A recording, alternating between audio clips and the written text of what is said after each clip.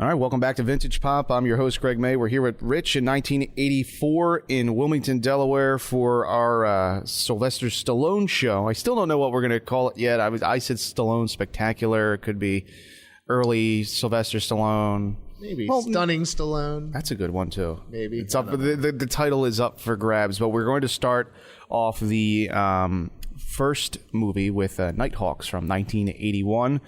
I have the director. He did not do much. There was two directors. Bruce Malmuth. No, the director before quit. He filmed the subway sequence, though. Said he was fired, actually. Really? From what I saw. That Stallone was directing for a minute in there, and they wouldn't let him do it. There's something going on with the Screen Actors Guild or something. He couldn't do it. Yeah, there's a rule that if you're like part of a movie, you can't end up being a director, so people can't throw directors out. But yeah, I looked up Bruce, what was his name again? Malmuth? Yeah. He did the Karate Kid movies. Well, he wrote them. I think he directed them. Really? I thought I said he did. I thought that he... hang on. I thought that the guy who directed Rocky, John Alvison, he's the ring announcer from the Karate Kid. He directed an episode of The Twilight Zone in the 80s. An ABC after-school special called The Heartbreak Winner in 1980. Sure, that was a fun time. But the only big movie that you would notice after Nighthawks would be the 1990 Steven Seagal film Hard to Kill. I remember yeah, you're right. He didn't direct Karate Kids, but the man who wasn't there from '83. That's Steve Guttenberg. And I've never seen that one. I don't think I have either, but I remember it being on cable as he's an Invisible Man character. I think it's supposed to be a goofy movie, but yeah, he and Hard to Kill, not a great movie. I like, out of those movies, there's one with Bill Forsyth. Out for Justice? That's it. I like Marked for Death. The whole scene I like in the basement where Steven Seagal's in like the basement bar and he's like asking everybody like, has anybody seen Bobby Lupo? And he's got like the pool ball and the sock and he knocks the biker's teeth out and Out for Justice. I kind of remember it. He's like, you knocked my teeth out, and he hits him again. They all run together. Marked for Death is Danielle Harris as his daughter. Danielle Harris from Halloween 4. Yeah, she's also in a movie. She plays Bruce Willis's daughter in a movie I have not seen, The Last Boy Scout. Which a lot of people tell me to watch that movie. I'm one of those people. But Nighthawks, I looked up. It wasn't clear when exactly it was released. It was in early April of 1981. It was around the same time as The Howling, Excalibur, and George Romero's Night Riders. Night Riders has been on my radar forever. You should see it. I mean, Ed Harris is in it. Tom Savini. Long. Yeah, it's like 2.5 hours. It's probably the only like serious like Romero like mark that I have still yet to watch. It's interesting. I don't remember. I saw it way back on VHS. I think in my mid-teens. That movie calls for like big money on any format. I think it was a flop.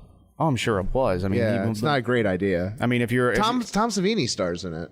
Yeah, he plays like the Black Knight or something like that. Something like that. Yeah, and I think they have like some type of mix up with like local law enforcement or something in that movie. Yeah, there's something to it, but it's been a while. Ed Harris is slaying the dragon.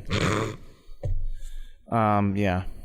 But so for Nighthawks, I looked to see what I was interested in what Stallone had done right before and right after. So right before was Rocky 2. Yeah. Which I guess I've seen. Well, that was what, 77? 79. Really? They did it, I'll tell you what, for 3 years, because, no, Rocky was 75, wasn't it? 76. Okay, so 3 years.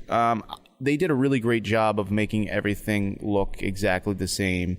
I mean, aesthetically, not much has changed in Philadelphia in 3 years. I don't remember much of Rocky 2. I'm sure I've seen it. The Rocky movies are worth talking about for a minute. That's my favorite Rocky sequel. Well, can you think of any series that starts so kind of highfalutin and classy a movie and just goes, oh, Jaws. Okay. I just thought I wanted to compare it. But it just goes downhill to just cheese so fast. The airport movies in the 70s. You think they started out classy? I think the original probably had a lot of earnest to it. I don't really. Those used to be on TV a lot. It was just like a who's who in Hollywood right now. Every time one of those would come out as time went on. I mean, just like Poseidon Adventure and stuff like that. But I mean, yeah, Rocky. I mean, when do you say it really tanked? Like 5? I mean, 3. No, 3's an entertaining movie, but such a different movie. 3 is the epitome of Sylvester Stallone's fame, though. At that point, Rocky 4 is a big music video.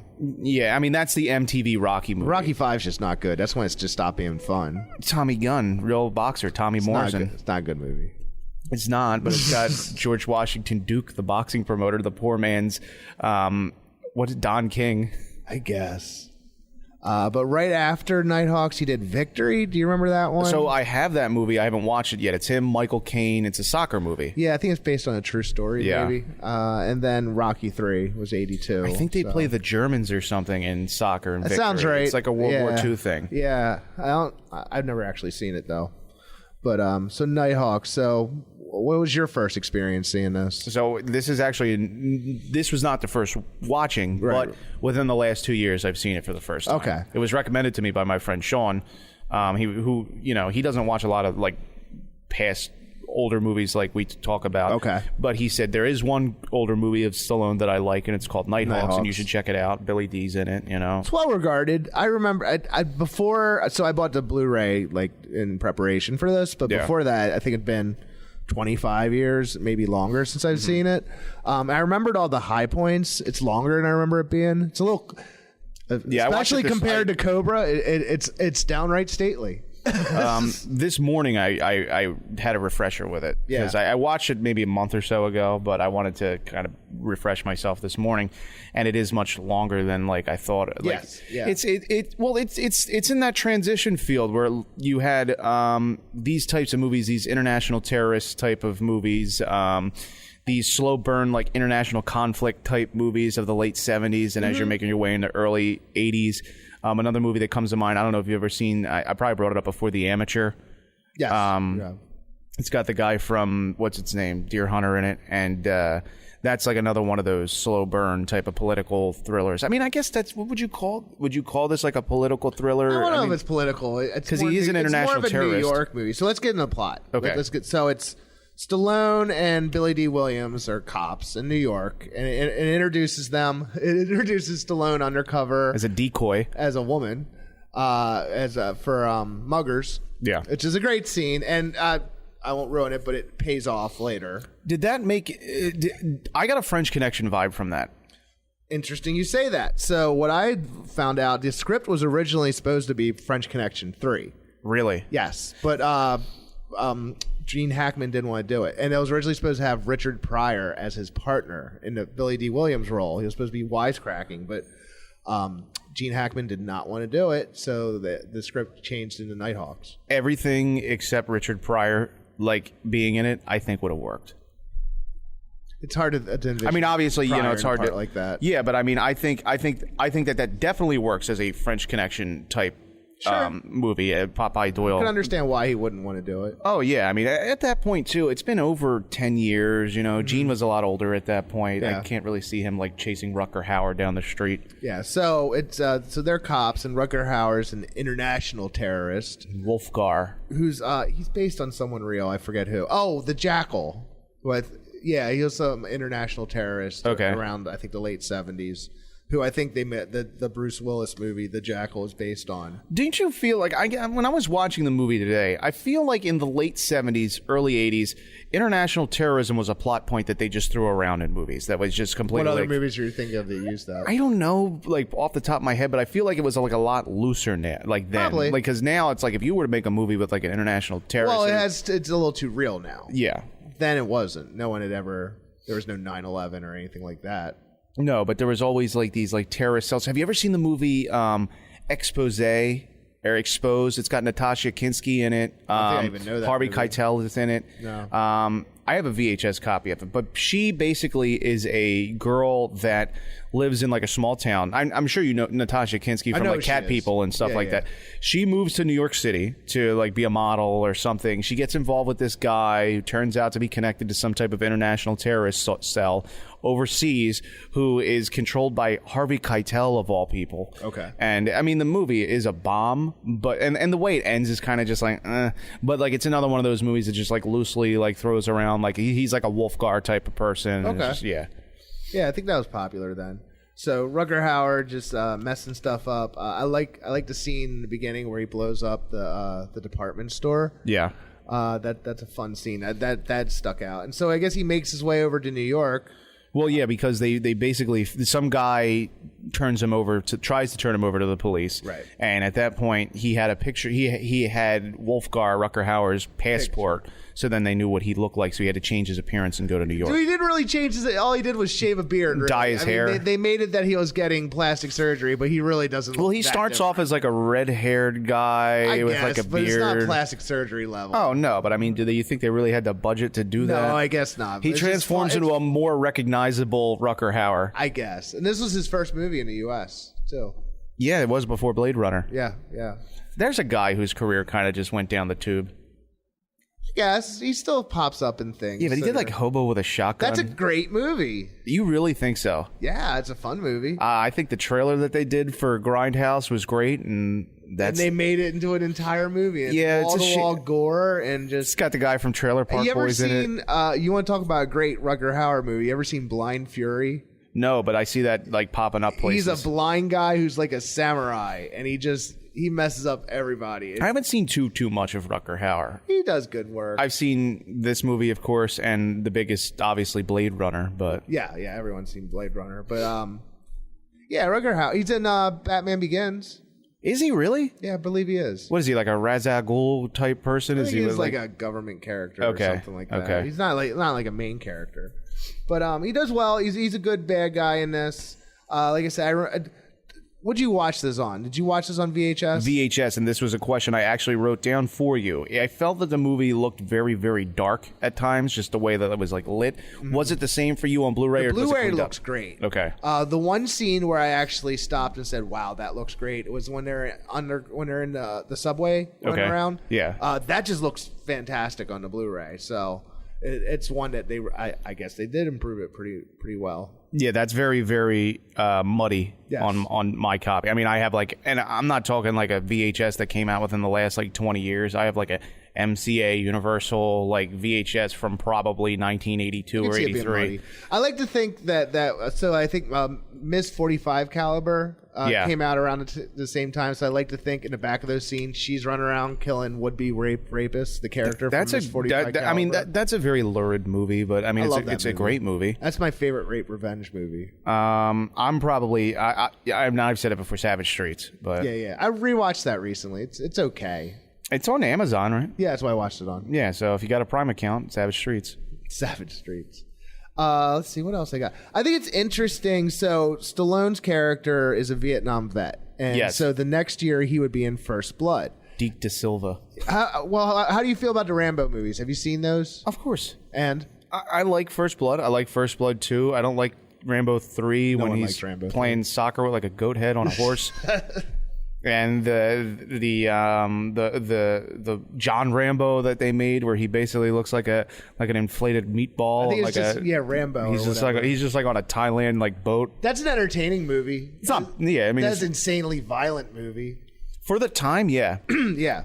I mean, you don't see that type of squib action going on anymore. No, and people just get shredded in that. What was that, 5 years ago it came out? Oh, probably longer than that. They're supposedly doing another Rambo movie. Why? Money. I guess he's in his 70s now. He's got to be 70. He's 73. I think he's 73. My parents. He they didn't hang out, but my grandfather and Sylvester Stallone went to the same high school in Philadelphia. 1970. He's 72. Okay, yeah, that makes sense. Yeah. So so the next year he would do Rambo, but this character in this movie, I forget the character's name. Deke Da Silva. Very good. He is a Vietnam vet who doesn't want to kill. Yeah. They make a big point of that. I don't want to kill. Also, is this the only movie Stallone has a beard? I believe it is. Stallone looks very 70s. He does. Those glasses. A leather duster. Those glasses only exist in that period. Wonder if those were prescription glasses too. Probably people wore prescription glasses like that. Yes, I would. They are like a little tan, almost. Yeah, it's like a nice. He's got like a Kojak hue. He's got. He looks like a little. He's got a little Savalas going on. And you because we talked a little bit about this the other night, but you like Billy Dee Williams in this. I understand your argument from what you were starting to say. My argument was that he is used. So there's some interesting similarities between this and Cobra, the next movie we're going to cover, also Stallone, and that's useless partners. You remove the partners from the movie, it's the same movie. So Billy Dee Williams does nothing that helpful. Yeah, he's no Roy Scheider in The French Connection. Right. I think I will say this. I think he needs a partner though in the movie. I guess you need. Does he need Billy Dee Williams? Could they have thrown any insert what's a hot character actor? I mean, though that's what I'm just saying right there. Who's the hot character actor in 1981? It probably is Billy Dee Williams. Well, it's right after Empire. Yeah. He's fresh in everybody's mind. He just did a movie maybe a few years later. Have you ever seen Fear City, the Abel Ferrara movie? Yeah, I didn't like that much. He's That's not in it much, later. but he's just he's a name where they're just like, hey, Billy Dee Williams. Like, he's on the Betamax cover or the VHS or whatever the hell. Yeah, I'm looking format online here. So, like, Empire was 2 movies. Like, he did a TV movie between... Was he was in Brian's song too, though, right? With That's James, a lot earlier. James Caan. I mean, that would have been his breakout, probably. Probably, yeah. That's like 71. Okay. Really? That old? Yep. Billy Dee's been around for a while. He's not young. No, he's an old man now. The last major movie I remember seeing Billy Dee Williams in was Undercover Brother from like the early 2000s with Eddie Griffin. Oh my gosh. He plays like the General's fried chicken. Yeah, Billy Dee's like 81. Damn. So he could have been like Stallone's big brother in that movie. Pretty far from Cult 45. You know who also is in this movie? Joe Spinell. Joe Spinell. So he's best known, I would say, for being a Maniac, which is it's 1980, a very seedy New York, very New York. Would you call it a slasher movie? It's definitely within the slasher template. Yeah, I mean, I don't know what else to call it. It's a character study. It's not. I'll tell you what. I don't think it's as heavy as Henry. No. I mean, I think you're still unsettled watching it, but I think where Henry is much more visceral and real. Sure. Maniac's a little more camp. A little bit. Especially with the mannequin scene and stuff like that. Yeah. Where you say that this is the first and only movie we ever see Stallone with a beard, this may be the only movie we see Joe Spinell clean shaven.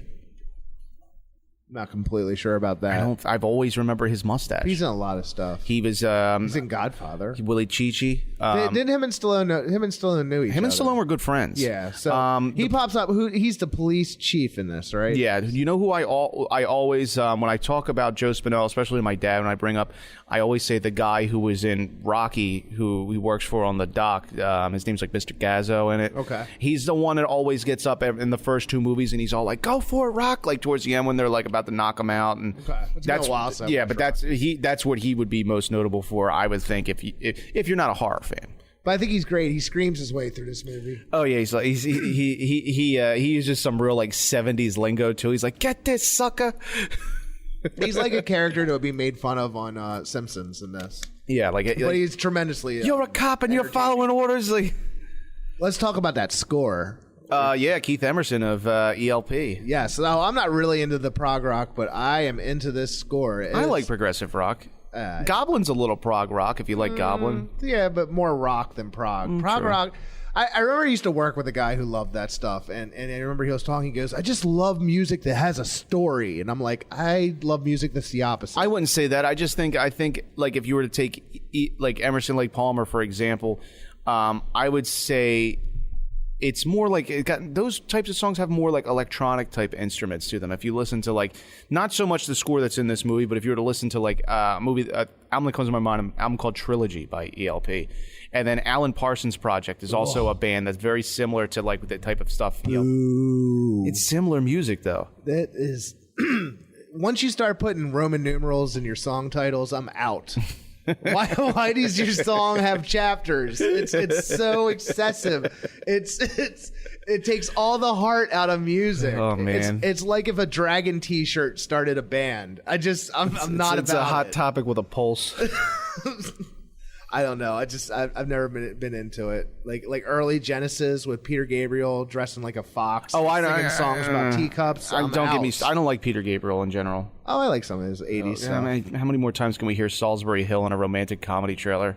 He does get overused in movies, but it's outrageously good score for this movie. Oh yeah, very very funky too. Like it's got a late, that movie is still in that transition field where like it feels more like a late 70s movie than it does like a movie of the 80s. It does. I believe it was delayed too. I think they actually started filming this in 79 from what I read, and there's a lot. And I think it took a year or two to come out. Yeah. There was Stallone was a pain on this. He did a lot of he insisted on doing a lot of his own stunts. Well, he probably was fairly diva at this point, I would say. They do mention that. There's an interview with the cinematographer, I believe, and he talks about having a confrontation with him. That's on the Blu-ray. I'd like to see him having the confrontation in full costume, the tinted glasses, That'd be awesome. the Jeff cap that he wears, and like the leather duster, and like Billy Dee trying to hold him back. One other thing I want to mention. So you've seen the movie Terror in the Aisles, right? That's like the mashup of horror stuff. It's got like Donald Pleasance, Jamie Lee Curtis. So yeah, I love that movie. It's one of a kind. It's a movie in the mid '80s that's made up of scenes of other movies, and it's mostly horror movies. Right. But there's some action movies in there. Vice Squad. There's scenes from that, but there's scenes from Nighthawks in there. The at the end. Oh, okay. So some of the more violent scenes show up in there. It's just I love Terror in the Aisles. It's trash. You've seen Vice Squad, right? Yes. I used to have the VHS. I have it on CED. It's not. I mean, I'm not going to go far and say like, "Oh, it's a terrible movie. Don't watch it." I think it's a good movie. It's whack. It is. Certain scenes. It's harsh. Yeah. It's a harsh. Is that Season Hubley? Yeah. It's one of my favorite actors. Season Hubley. She's also in. You ever seen Hardcore with George C. Scott? No. Oh, do you know of it? Yes. That whole It's on like my list. turn it off. Like, It's a hard one to get. I have it. Yeah. You don't have a VCR though, I don't right? have a VCR. I'd have to make. I have to buy one of these I have to days. make you like a DVD care package. I haven't had a VCR since the late 90s. Once I went DVD, I didn't look back. Yeah, I've inherited most of your heavy hitter VHS titles. Oh, well, yeah, the ones that are on Blu-ray or DVD. Yeah. Anything else on this one? Yes. The girl who is like Wolfgar's like second in command. Oh, the one who pops up and I guess she related to some other bad guys who used to finance him, something like that. Yeah. She like the main cell or whatever, terrorist cell. Her name is like Persis Khambatta or something. You may recognize her from. Do you remember the very first Star Trek movie, Star Trek: The Motion Picture? I watched that a long time ago. And She was a bald woman on the ship, and she gets like killed and becomes like one with like whatever the sentient thing they're trying to take over in space. Okay. But she died young too, but she was like one of those actresses that was like the hot item for like movies in that era. So you put her in like the major Star Trek movie, then from that she becomes the number 2 on like a Nighthawks or something like that. But yeah. We also get to see the Roosevelt Island Skytram in a pretty good sequence. Yes, yeah. That's a big piece in New York. They closed that for a couple of years in like the late 2000s. They had to renovate it, but I would never ride anything like that because I would be afraid of either A, what happens in the movie, or B, like you'd be afraid a terrorist would take or that, over? or just dangling over the Hudson River in like basically an oversized like a Hershey Park Skyway. Are you afraid of heights? I don't like heights. You don't like I'll heights? go on roller coasters though. Interesting.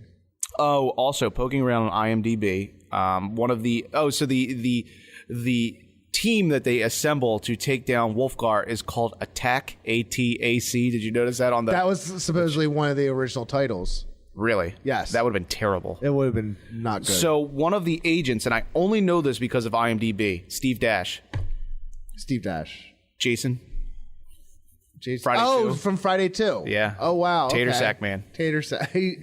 He's in. And that was like 81 too. So I mean, he must have been bouncing from one set to the next. He went from the Roosevelt Island Skytram car down to Crystal Lake. It's not that far of a drive. Yeah, I'll have to watch this again and watch out for him. I couldn't catch him, but like I said, it's only. I've seen pictures of him from behind the scenes from part 2, so I have a kind of an idea. What Yeah, like I don't know what the hell he looks like, but yeah. I've seen. You've never gone to a convention where he's spoken? No.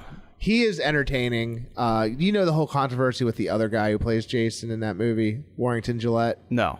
There's a whole controversy because Warrington Gillette got the credit for playing Jason in the whole movie in part 2, but he's really only in the scene at the end when he jumps through the window. Oh, where he looks like a crazy hillbilly. Yeah, like that's it. And Warrington, one hides like surfer hair. like all the stuff with Tater Sack Jason, as you like to call him, is Steve Dash. And Yeah. he's only recently gotten the credit for He was that. a pretty mobile Jason.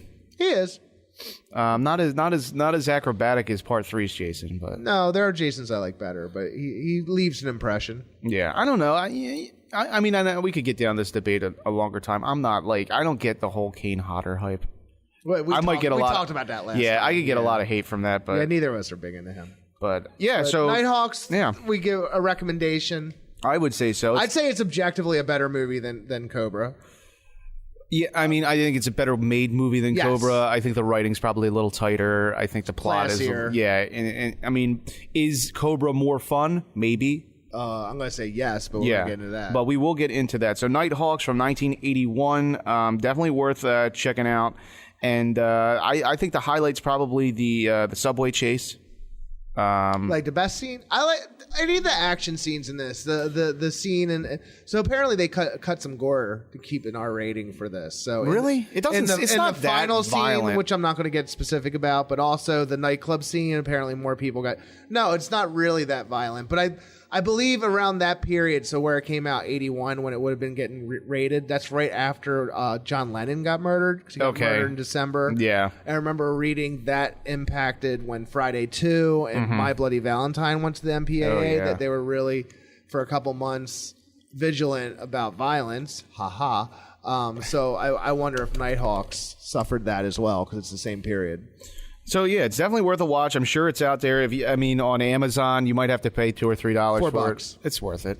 If you've never seen it, yeah. Yeah, and like I said, you could get the Blu-ray probably relatively affordable. I got it for 15, That's maybe not 18 bad. bucks. No, it's not bad for That's a not special bad. If it's edition. something that you've seen before, you'd like to revisit in that type of permanent setting, then get the Blu-ray. Yeah, it's worth it. It looks really good. And the tape's fine if you can pick that up for a couple bucks. A little muddy, but Sure. you get it across. So, all right, we'll take a break. We'll come back to later era Stallone, when Stallone was probably like full diva mode. 1986's Cobra. We'll be right back.